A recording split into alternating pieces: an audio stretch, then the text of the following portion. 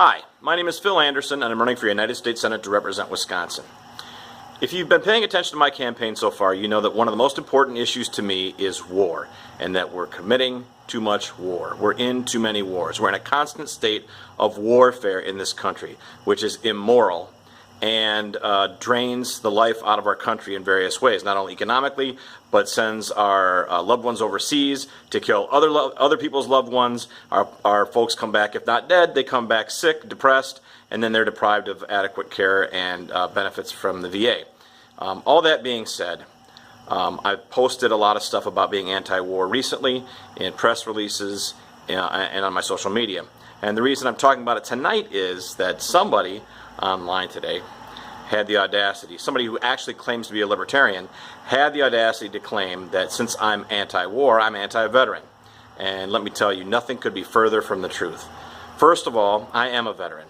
I served in the U.S. Army from 1985 to 1988 as a combat medic in a Patriot Missile Battalion in Germany. Also, my grandfather, Philip Norman Anderson I, was in the Army Corps of Engineers in World War I. My Uncle Phil, who I'm also named for, flew planes for the Navy in the Pacific in World War II.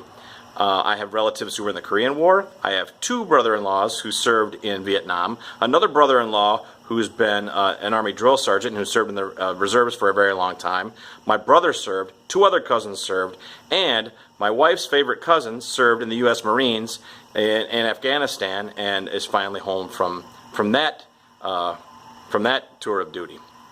So let me tell you, the reason that I'm anti-war, other than the political issues, is because it wastes people's lives. When we are at war, constitutionally and for our country's defense, nothing is more important than real men and women standing up and defending our country. I believe that 100%. I have no problem with that. While that position might not be fully libertarian, it's what I believe. This country stands for something, or at least it used to. In its origin, stood for principles. And one of those is that we have the right to defend ourselves. That not only goes for countries, it goes for individuals too, which is why I'm a firm believer in the full power and authority of the Second Amendment. But that being said, we shouldn't be at war with other countries when the sole purpose, the sole real purpose, is just to expand our economic influence. And not only the influence that a lot of us might have as regular citizens holding jobs, but the influence of those who run our central banking system, the interests of those who provide goods and services to the military, to the energy industry, etc., etc. That's why we're in Iraq. That's why we're in Afghanistan. That's why we killed Gaddafi. That's why we're in Syria. That's why almost all the military conflicts that have happened since World War II have been about energy, imperialism, resources, not about defending our country. Korea was never a threat to us. Vietnam was never a threat to us. Grenada wasn't a threat to us. And the idea that somehow 9/11, and this is not going to be a pretty statement, that 9/11 justifies that everything we've done in the Middle East for the last 15 years is ridiculous. It was a terrorist act, yes.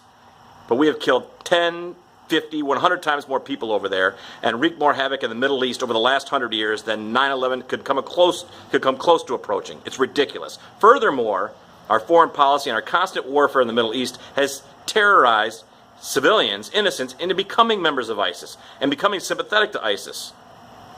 And then what happens? Then they're attacking us, they're growing a nation over there, a caliphate, and we have lone wolf terrorists over here. That is all a result of the pro-war policies of Democrats and Republicans, backed up by Russ Feingold and Ron Johnson, explicitly in their votes and in their ads, in their press releases. That's what my social media is about. That's what my campaign is about. So don't ever post on my timeline again or comment to me that I'm anti-veteran. It's absolutely ridiculous, and it's absolutely the opposite of that. I'm 100% pro-people, pro-veterans, pro their health, and honoring the sacrifice that they're willing to make by not taking that sacrifice too lightly and sending them all over the world to kill and be killed for nothing more than economic imperialism. Thanks, and I will talk to you tomorrow.